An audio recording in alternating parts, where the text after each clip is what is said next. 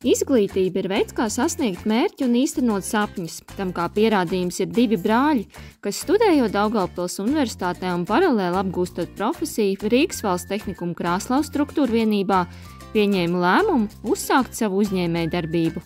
Pirmais projekts un atbalstu mūsu Krāslavas domi bija neliels tāds konkurss biznesa ideju jauniešiem, kur mēs saņemam naudu un iepirkam pirmo aprīkojumu CNC lazera graušanas un griešanas darba galvu.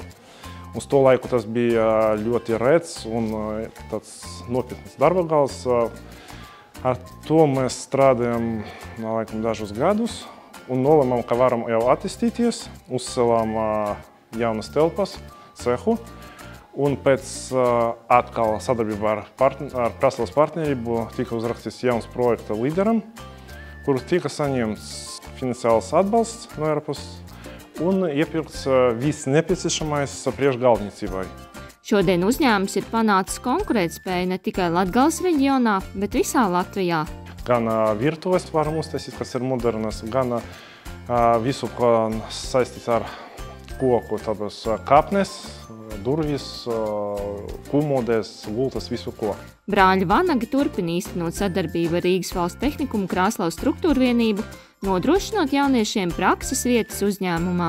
No tā visa vina gan tehnikums, gan uzņēmēji. Tehnikums nevajag turēt tādu materiālu bāzi priekš furnitūras materiāla, to, ko viņi principā redzēs 1-2 reizes. Uzņēmēji saņem palīgu, ko viņš var izaudzināt priekš sevis, kā labu darbinieku.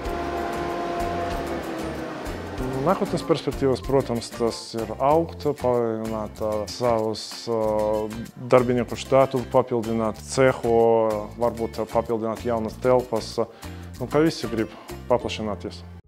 Profesionālās izglītības piedāvātās iespējas pēdējos gados ir būtiski mainījušās. Latvijā ir izveidota moderna izglītības bāze. Pasniedzējiem un audzēkņiem ir iespēja regulāri doties pieredzes apmaiņas braucienos, un jauniešiem ir iespēja apgūt darba vidē balstītas mācības. Arī reģionos tiek pieliktas visas pūles, lai jauniešiem būtu iespēja iegūt labu izglītību. Krāslavas novadā jau ilgus gadus pašvaldība īsteno sadarbību ar Rīgas Valsts tehnikumu, nodrošinot iespējas apgūt profesiju tuvāk savai dzīvesvietai. Principā galvenā saruna ar Rīgas Valsts tehnikumu, kas ir ļoti patīkami, ka mēs mēģinājām taisīt uz darba vidi tuvinātu apmācību. Un, man liekas, tā ir jābūt visur. Un jautājums, ka tik tiešām, lai nebūtu tā, ka mēs zinām, ka noteikti dienas atnāk cilvēks, paraksties, ka jūs mums tur kaut ko, jā. Šeit ir tieši otrādi, un kā cilvēks plus vēl pats students var nopelnīt, plus viņš saprot, no kurienes rodas nauda, un plus viņš saprot realitāti, kur varbūt citreiz grāmatā nav aprakstīta. Es domāju, ka ir pietiekoši labi varbūt, ka tie noteikumi, ka ne katrs uzņēmējs grib saistīties, jo noteikti tas instants pārbauda, kā viņš tur nāk uz darbu, kā viņš tur dzīvo, kāda darba aizsardzība un tādas lietas, bet katrā ziņā, es domāju, tā ir tikai perspektīva, ja viņi būs kopā ar uzņēmējiem. Sinerģija starp pašvaldību un uzņēmējiem Krāslavas novadā nodrošina jauno speciālistu sagatavošanu atbilstoši darba tirgus pieprasījumam. Krāslavas teritoriālā struktūra vienība piedāvā uz doto brīdi 3 profesijas – mebļu galdnieks, terpustila speciālists un autovirsbuvju autoatslēdznieks. Un no nākamā gada mēs piedāvāsim vēl 3 jaunas profesijas – datorsistēmu tehniķis. Tā būs viena programma, otra programma ir sociālais aprūpētājs un trešā programma koksnes materiālu apstrādātājs. Ja? Un tās pēdējās 2 programmas domātas skolēniem ar mācīšanas traucējumiem un viegla garīgā palīdzība. Speciālā izglītība līdz šim vairāk ir īstenota Daugavpils un Rēzeknes novados. Tādēļ jauno programmu ieviešana arī bērniem, kuriem nepieciešama īpaša pieeja, dos ģimenēm iespēju nemērot lielus attālumus uz attālākiem reģioniem. Turklāt jau šobrīd Krāslavas struktūra vienībā strādā pedagogs, lai palīdzētu gan bērniem, gan vecākiem ar padomu, ja ir grūtības integrēties skolas vidē. Mūsdienu izglītības sistēma prasa ļoti lielu darba izturību, ļoti labas prāta un analītiskās spējas, bet mūsdienu tempam ne visi ir pielāgoti, ne visi ir tik multifunkcionāli, ne visi ir tik kreatīvi, lai spētu spēlēt lielajā pasaulē. Bet amatnieks, ja viņš izkopj savu talantu un atrod sevi, viņš spēja radīt arī kaut ko citu. Ir tāda informācija, ka Leonardo da Vinci ir teicis, ka cilvēks savus talantus var izkopt jebkurā vecumā. Un attīstot abas smadzeņu pusplodis, ko es arī izmantoju kustību terapijā, cilvēks var attīstīt savu talantu un pašrealizēties jebkurā vecumā. Rīgas valsts tehnikums strādā ar saukli, ka Rīgas valsts tehnikums ir vairāk nekā izglītība. Arī Krāslavas teritoriālajā struktūra vienībā ir radīti visi priekšnosacījumi, lai jaunieši varētu augt un attīstīt savas profesionālās iemaņas. Kad mācījos pamatskolā, ļoti patika mājaturības stunda. Arī tur nodarbojamies ar koku, un tāpēc arī aizgāju tādā novirzē. Kad skolā mācījos, tur virpošana mācīja arī tas pats, un jau kaut kas jau maziņ drusciņ jau bija tas iegūts kaut kas. Un tāpēc, kad ejot šeit tehnikumā, jau kaut kādas jau prasmes jau bija. Tāpēc nebija grūti arī. Tagad ļoti mūsdienās attīstās visa tā tehnika un daudz ko var jauni iegūst. Un nav kā agrāk tur ar parastiem darbarīkiem tur taisīja kaut ko. Tagad ir daudz vieglāk un interesantāk.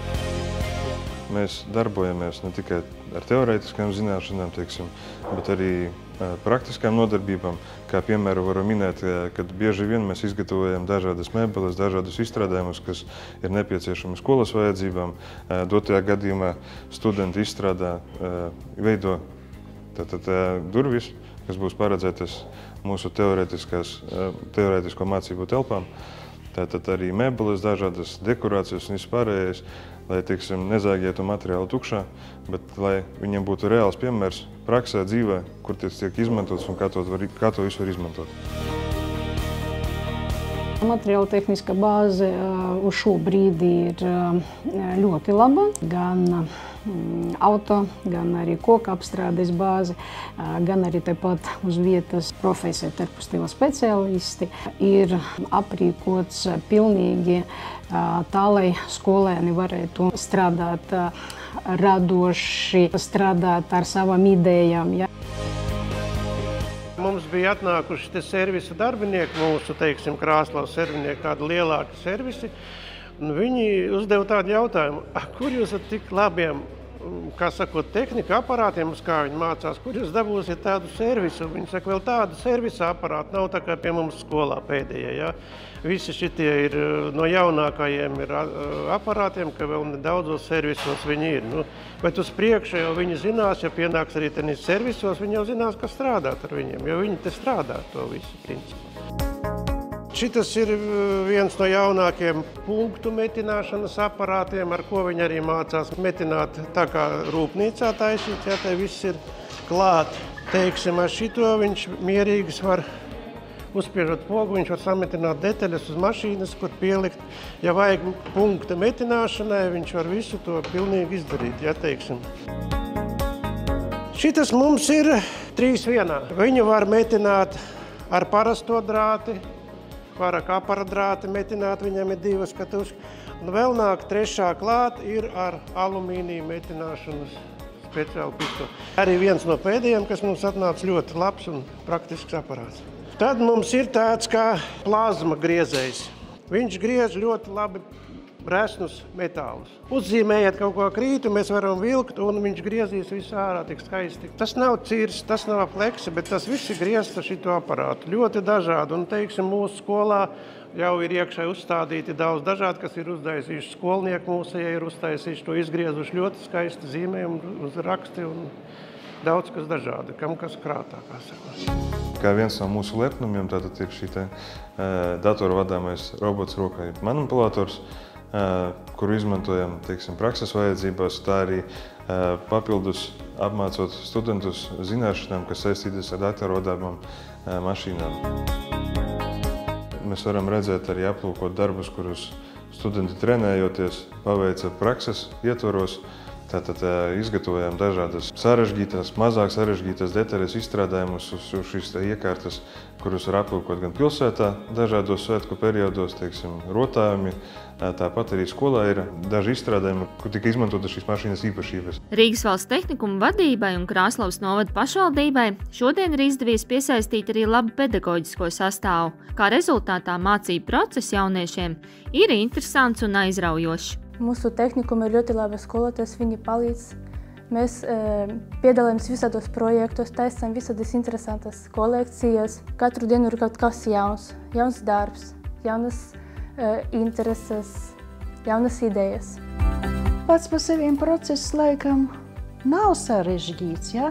Priekš mums, ja? Priekš kā pasniedzējiem. Vienīgais, ka ieinteresēt tos bērnus laikam, ja? Lai viņi nenobītos, jo mums jāstrādā galvenokārt pie mūsu profesionālajos priekšmetos ar rokām, ja? Un jācenšas apgūt to, ko mēs skaidrojam, mācam regulāri. To iespējams apmeklēt, ja regulāri apmeklē stundas, un kas nekā sarežģīta nav.